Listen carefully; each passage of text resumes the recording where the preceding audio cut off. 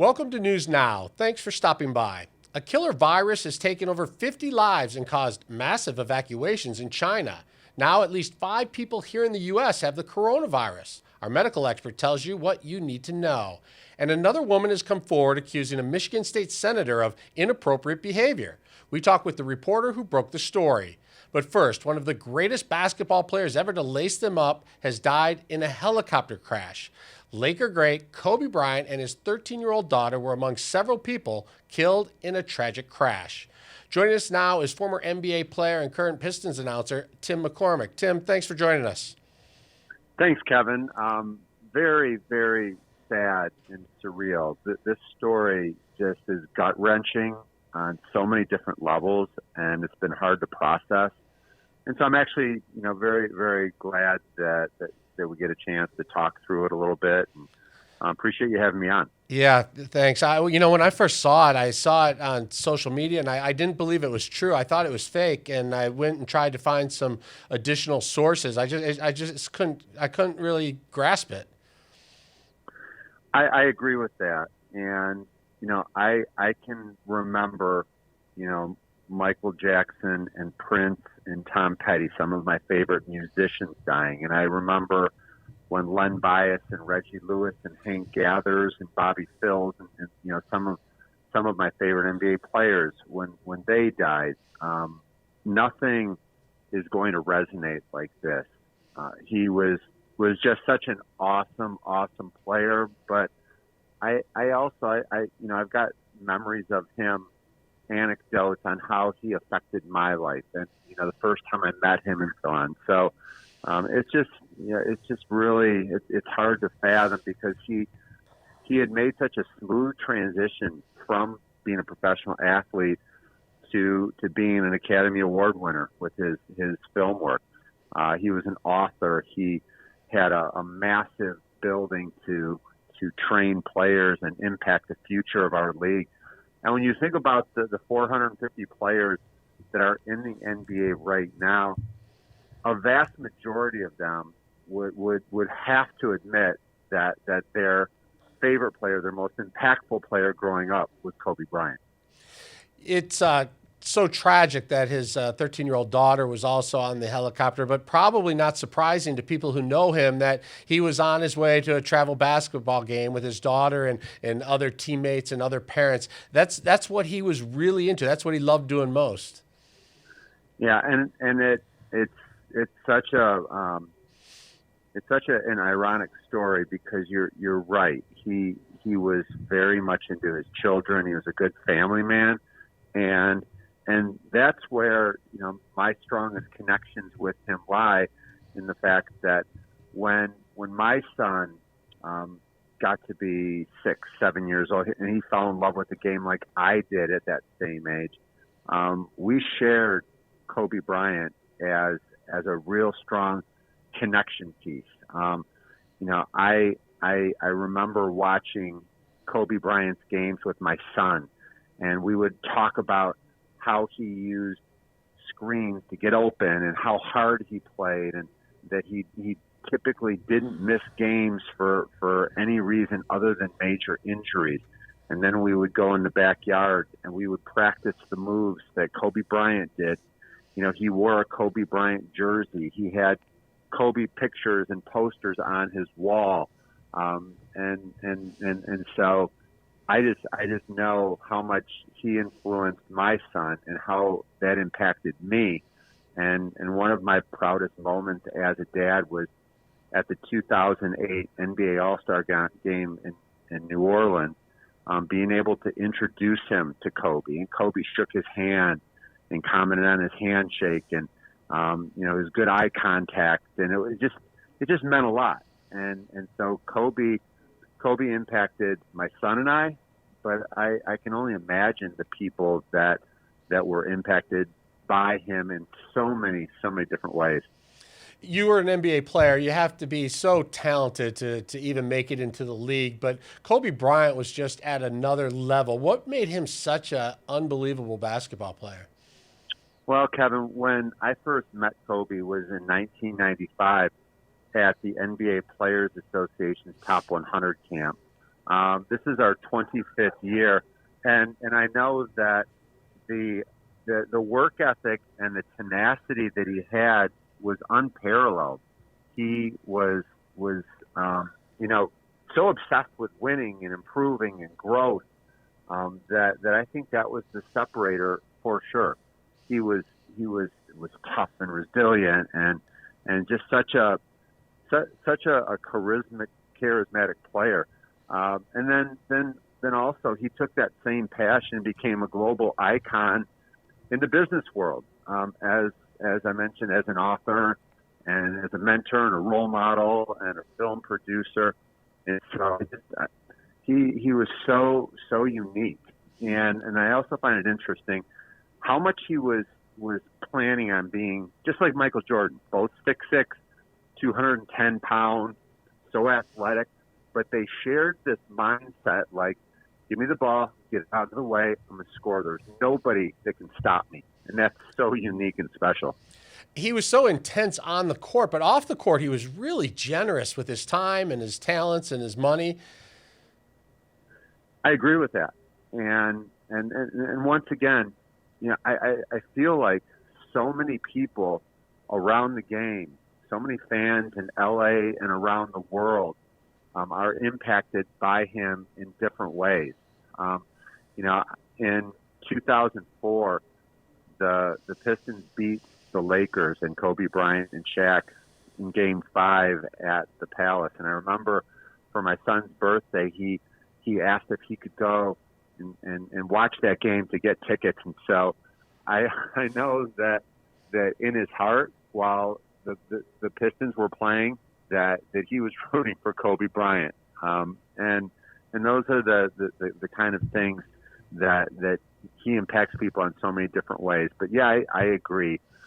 His benevolence, his international appeal. I think he's probably the most popular athlete ever that China would call one of their heroes. He's like Michael Jordan. He's like Tiger Woods. He's like, Ronaldo and some of the great soccer players. There's just a few people on this planet that have an intensity and a desire to compete, and Kobe's on that list. Yeah, it's so nice to see all of the outpouring of love. Social media is just from past presidents to current presidents to players to everybody, just showing so much love and support for Kobe Bryant. Tim, I want to thank you for coming on today and sharing some thoughts on this tough day. Thanks a lot for being here. Yes, thank you very much for having me. I appreciate the voice to be able to share how much he meant to me. All right, we'll talk real soon. Thanks, Tim McCormick. We'll be right back with more news now after this.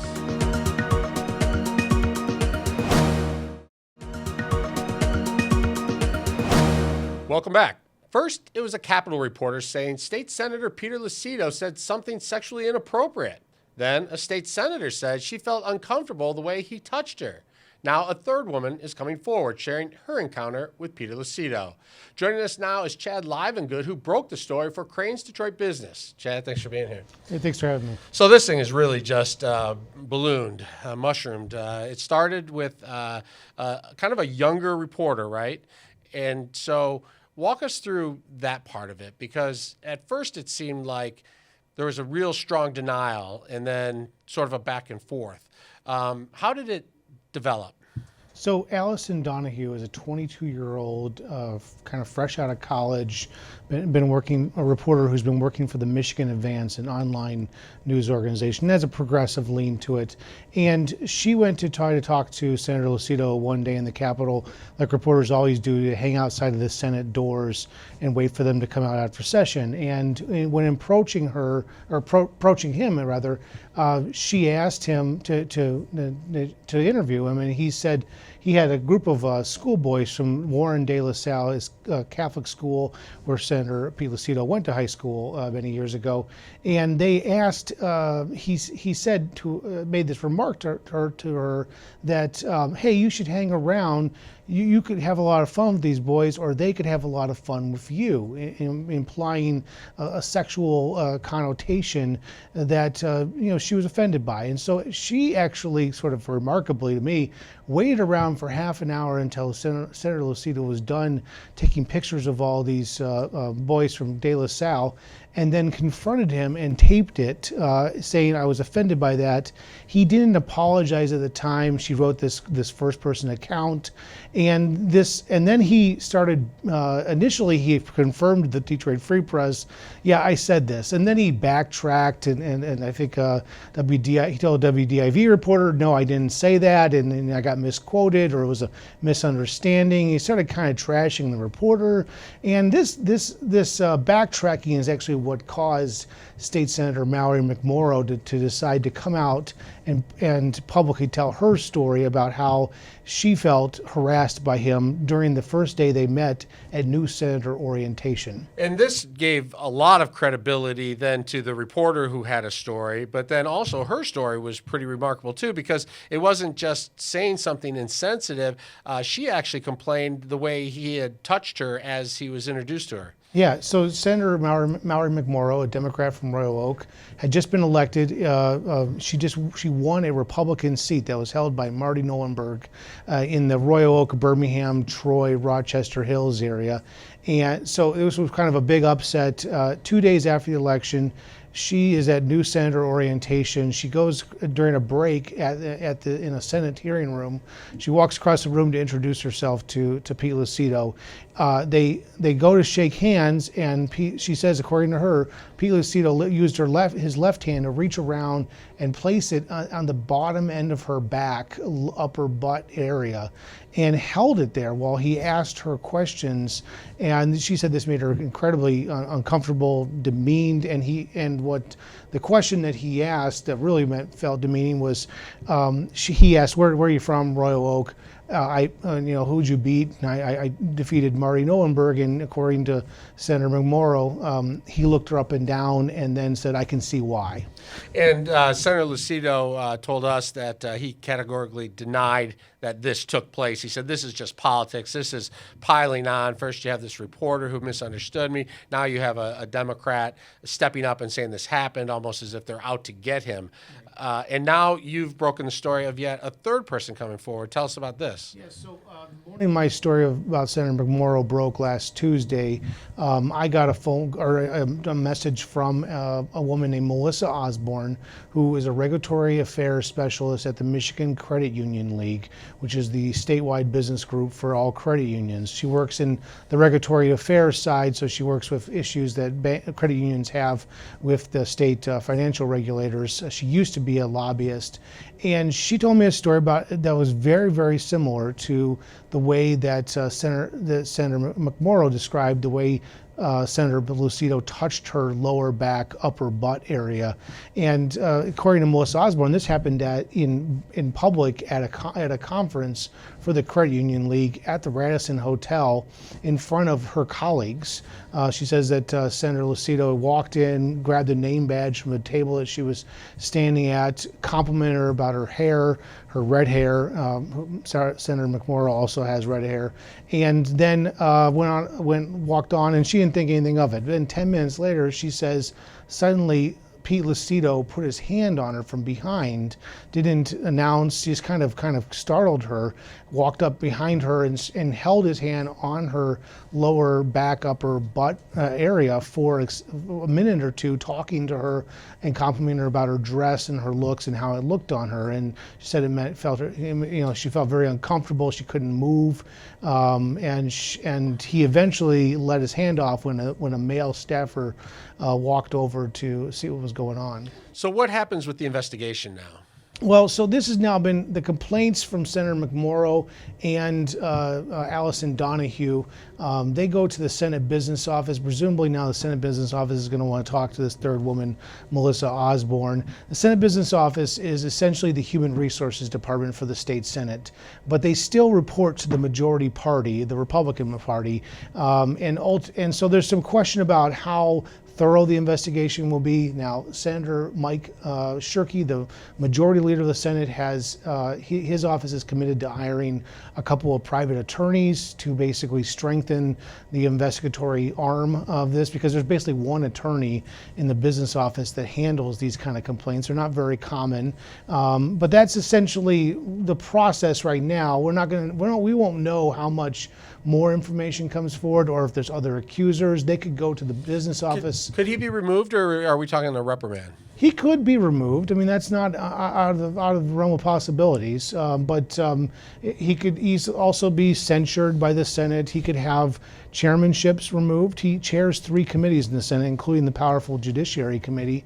So there's any number of ways. The majority leader also has the power. He could take away all of Pete Lucito's staff if he wanted to. This has been done in the past with other legislators have been sort of accused of misconduct or ostracized in many ways. Right now in the House, Larry Inman, who was indicted by a federal or charged by federal prosecutors for supposedly trying to seek bribes for a vote. He had a hung jury in a trial a couple months ago in Grand Rapids, but he doesn't have any staff right now at all. The Speaker of the House took away all of his employees and his budget, and is basically he gets to walk in the Capitol and sit at a desk. All right, thanks for joining us. Come back as this story develops. We appreciate it. We'll be right back with more News Now.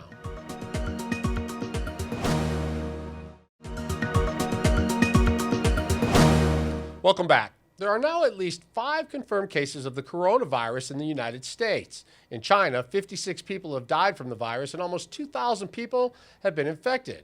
What does it mean for us if we come in contact with someone who has the virus? Joining us now is Dr. Tom Rafai of Reality Meets Science. Thanks for being here. It's wonderful. It's a pleasure to be here. So Kevin. all I've been seeing anywhere and everywhere is this coronavirus, and we're seeing pictures from China, and it looks like complete chaos, like the whole country is under siege. And then we hear about planes flying people in here with it, and Texas, and now Michigan, and cases confirmed.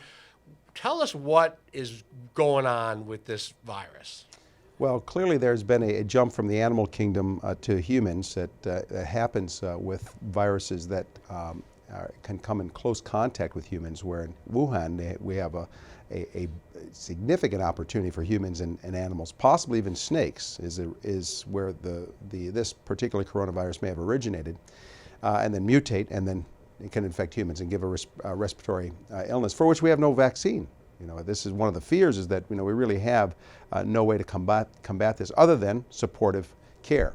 But we have also had multiple experiences with different coronaviruses from SARS and MERS, and then even a lesson from the Ebola virus, that when it comes to the United States, we are likely going to be, all in all, just fine.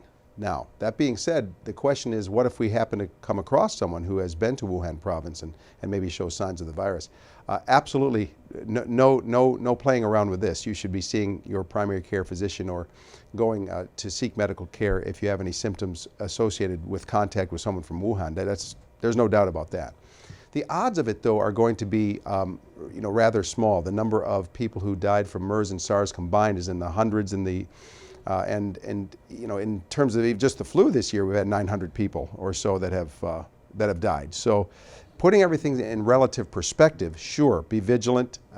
Understand if someone is traveling to China, particularly Wuhan province, that there are some concerns. But the practical reality is you're much more likely to face risk from other things, other infections too, by the way, and get your flu shots.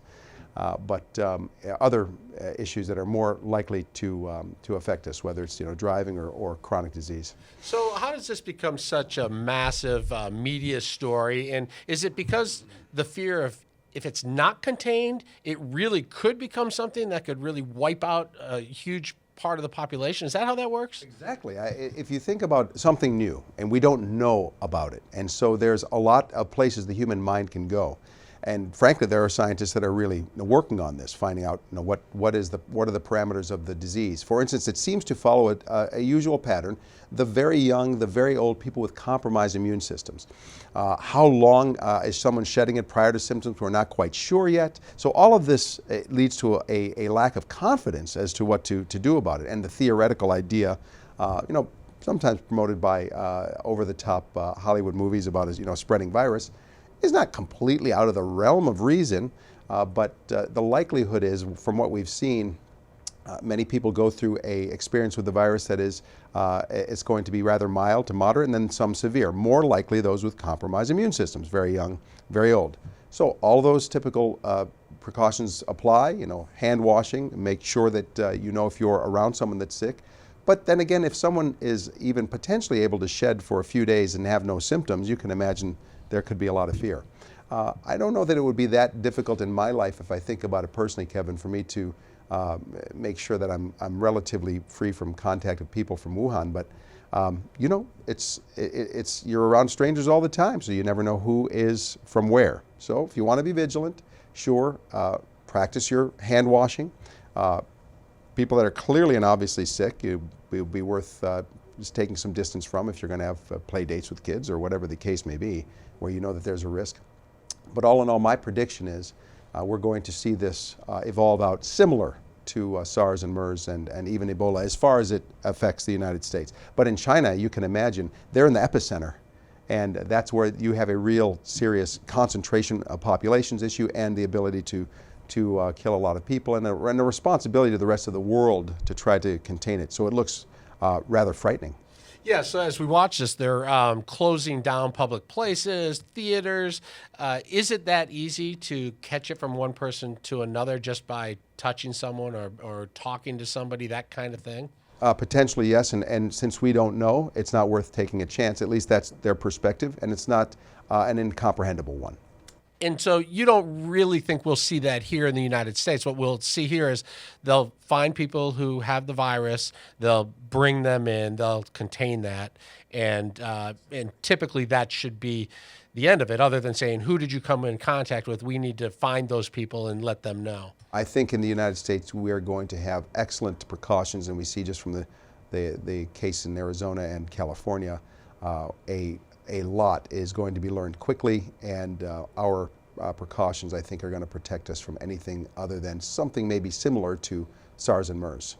So when you see this in the media the way it is, does it kind of drive you crazy as a doctor? Because, I mean, think of all the things that can take somebody's life, and then this is pretty small when you look at it that way in perspective. Well, Kevin, of course, you're going to get a biased perspective from a metabolic and lifestyle medicine doc. With 800,000 heart attacks per year, it's hard not to not have that juxtaposition. But it's also understandable as something that's unknown and new, and we really haven't quantified it yet. We can't, just like the stock market, past performance does not guarantee future results. So I think I'm quite confident that it'll take a MERS and SARS route, but we don't know. So I can't blame people for being concerned, but take precautions over the everyday things as well. Wear your seatbelt, don't text while driving, all that stuff still applies. And wash your hands and absolutely, yes, of course. All of those things to not have a virus get you. Thanks for being with us. That's our show for tonight. Thanks for stopping by. Tomorrow night, we dig into the Michigan State Police breathalyzer investigation with Lieutenant Michael Shaw. For News Now, I'm Kevin Dietz. Good night.